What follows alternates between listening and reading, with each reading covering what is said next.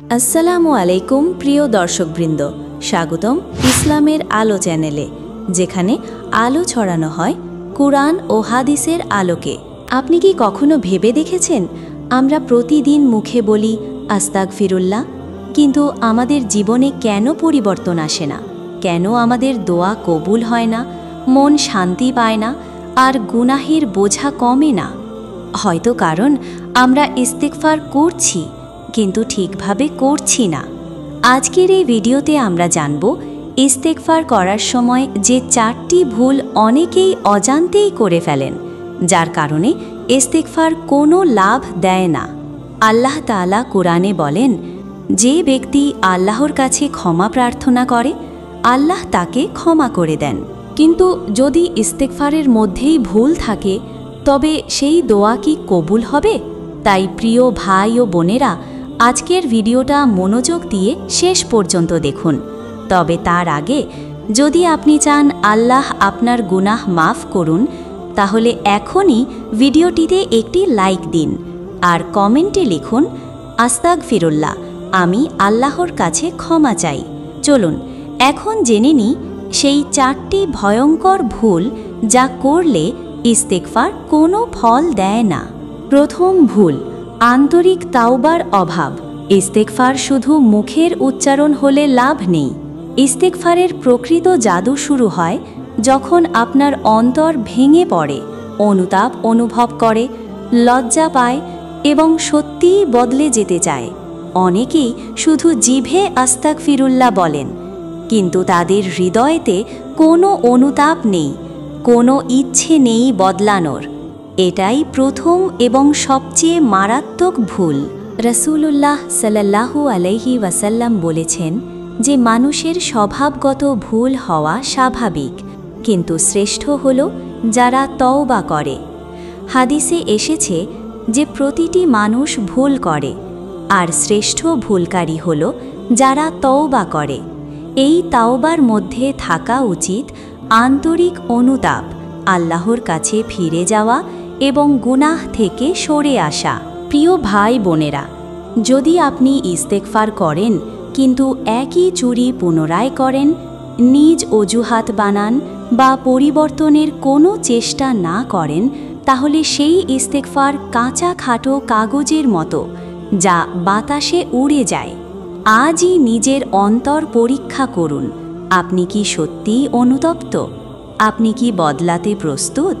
যদি না, তাহলে ইস্তেগফারকে জীবন্ত করুন, অন্তর ভাঙান, কাজ বদলান ও দৃঢ় তওবা করুন। দ্বিতীয় ভুল, অন্যের অধিকার ফেরত না দেওয়া। ইস্তেগফার করলে কিন্তু মানুষের অধিকার অরক্ষিত রাখলে ফল মিলবে না। ইস্তেগফার করলে আল্লাহর কাছে ক্ষমা চাইতে হবে, কিন্তু যদি আপনার গুনাহে কারো আর্থিক বা মানসিক ক্ষতি থাকে এবং আপনি সেটা অনুসরণ না করে সেটা মেনে না নেন, তাহলে আপনার ইস্তেগফার অসম্পূর্ণ। অনেকেই ভাবেন আল্লাহকে শুধু বলে দিলেই সব ঠিক হয়ে যাবে, কিন্তু কোরআন ও সুন্নাহ আমাদের শেখায় মানুষের প্রতি অন্যায় করলে তাদের অধিকার ফিরিয়ে দিতে হবে এবং যদি সম্ভব হয় তাদের কাছে সরাসরি ক্ষমা প্রার্থনা করতে হবে। আল্লাহ তাআলা বলেছেন, কতবারই না তার দরজা তওবার জন্য খোলা আছে, কিন্তু সেই তওবার সঙ্গে সৎ কাজে ফিরতে হবে। উদাহরণস্বরূপ, সূরা আজ জুমারের মহানাওয়াত কুরআন আমাদের তওবার আহ্বান করে এবং রাসূলুল্লাহ সাল্লাল্লাহু আলাইহি ওয়াসাল্লাম বলেছেন, প্রত্যেক মানুষ ভুল করে, আর শ্রেষ্ঠ হল যে তওবা করে। কেন অন্যের অধিকার ফিরিয়ে দিতে হবে? কারণ আল্লাহর কাছে ক্ষমা চাওয়া মানে কেবল আল্লাহ ক্রোধ কমানো নয়, তা মানুষের সঙ্গে সম্পর্কও মেরামত করা। যদি আপনি কাউকে টাকা চুরি করে দিয়ে থাকেন, গোপন মানহানি করে থাকেন বা কারো নাম নামাজ ইতিহাসে কুতর্ক ছড়িয়েছেন, তাহলে প্রথমে সেই অন্যায় বন্ধ করুন। যেখানে সম্ভব ক্ষতিপূরণ দিন, মানুষকে সম্মুখীন হয়ে মাফি চান এবং পুনরাবৃত্তি না করার সংকল্প নিন। প্রিয় ভাই ও বোনেরা, ইস্তেগফারকে কার্যকর করতে চান? তাহলে আজই তালিকা বানান, কারা আপনি আহত করেছেন, কি ফেরত দিতে হবে, কিভাবে মীমাংসা করবেন। আল্লাহর সামনে অনুতাপ হৃদয় খুলবে যখন আপনি মানুষের কাছেও ফিরে যাবেন।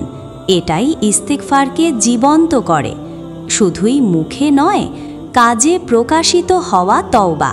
তৃতীয় ভুল, গুনাহ করতে করতে ইস্তেগফার করা, মুখে তওবা, কাজে আবার সেই গুনাহ। এটাই সেই ভুল যা সবচেয়ে বেশি মানুষ করে ফেলে।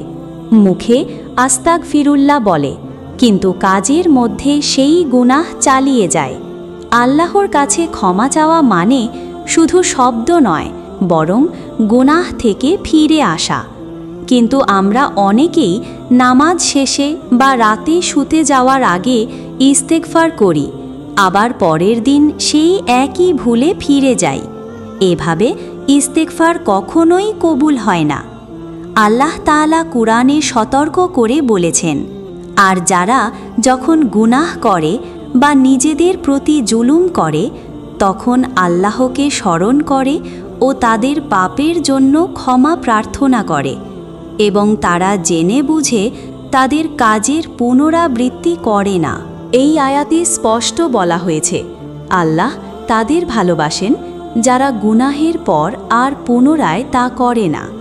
রাসূলুল্লাহ সাল্লাল্লাহু আলাইহি ওয়াসাল্লাম বলেছেন, যেই ব্যক্তি গুনাহ করে এবং পরে তওবা করে কিন্তু আবার সেই গুনাহ করে, সে যেন আল্লাহর সঙ্গে ঠাট্টা করছে। প্রিয় ভাই বোনেরা, যদি আপনি ইস্তেগফার করতে চান, তাহলে গুনাহের পর গুনাহের পথ থেকে নিজেকে দূরে রাখুন। আল্লাহ দয়ালু, কিন্তু তিনি আন্তরিকতার পরীক্ষা নেন। মুখে নয়, কাজের মাধ্যমে দেখান আপনি বদলাতে চান। পর্নোগ্রাফি, পরনিন্দা, রাগ, অহংকার, যাই হোক না কেন, আজই ছেড়ে দিন। মনে রাখুন, ইস্তেগফার মানে শুধুই ক্ষমা চাওয়া নয়, বরং গুনাহ থেকে সম্পূর্ণ ফিরে আসা। যারা মুখে ক্ষমা চায় কিন্তু কাজে ফিরে যায়, তাদের ইস্তেগফার হলো শব্দের তওবা, আর আল্লাহ চাহেন হৃদয়ের তওবা। চতুর্থ ভুল, ধৈর্যহীনতা ও আশা ছেড়ে দেওয়া। ইস্তেগফার করলে তৎক্ষণাৎ ফল আশা করা। ইস্তেগফারের সবচেয়ে সূক্ষ্ম কিন্তু মারাত্মক একটি ভুল হল তৎক্ষণাৎ ফল আশা করা, এবং যেই পরিবর্তন আপনি চান তা না পেলে হতাশ হয়ে পড়া। অনেকেই ইস্তেগফার করে ঠিকই, কিন্তু কয়েক দিনের মধ্যে যদি জীবনে বড় রূপান্তর না দেখে হতাশ হয়ে পড়ে, আবার আগের মতোই আচরণে ফিরিয়ে নেয়। এতে ইস্তেগফার অস্থায়ী আশা হয়ে যায়, স্থায়ী তওবা হয়ে ওঠে না। আল্লাহ তাআলা আমাদেরকে নিরাশ না হতে বলেন। বলো, হে আমার বান্দারা, যারা নিজেরাই নিজেদের উপর অত্যাচার করেছে, আল্লাহর রহমত থেকে নিরাশ হইও না। নিশ্চয়ই আল্লাহ সকল পাপ ক্ষমা করে দেন। সূরা আজ জুমার আয়াত 53। এই আয়াতটি আমাদের বলে, আল্লাহর রহমত অসীম, কিন্তু তওবার পথ ধৈর্য, ধারাবাহিকতা ও অভ্যেস বদলের মাধ্যমে পার হতে হয়। প্রিয় ভাই বোনেরা, ইস্তেগফারকে ফলপ্রসূ করতে নিম্নলিখিতগুলো করুন। 1. ধৈর্য ধরুন, পরিবর্তন সময় নেয়। 2. ছোট কিন্তু স্থায়ী পরিবর্তন শুরু করুন। রোজা, নফল নামাজ, কোরআন তেলাওয়াত। 3. সদকা বা উপকারের মাধ্যমে দোয়াকে জোর দিন। 4. সৎ সঙ্গ রাখুন এবং জানা শিখতে থাকুন। ইস্তেগফার মানে আল্লাহর কাছে ফিরে আসা, এবং ফিরে আসা একটি চলমান প্রক্রিয়া। হতাশ হবেন না, প্রতিদিন একটু একটু করে বদল আনুন।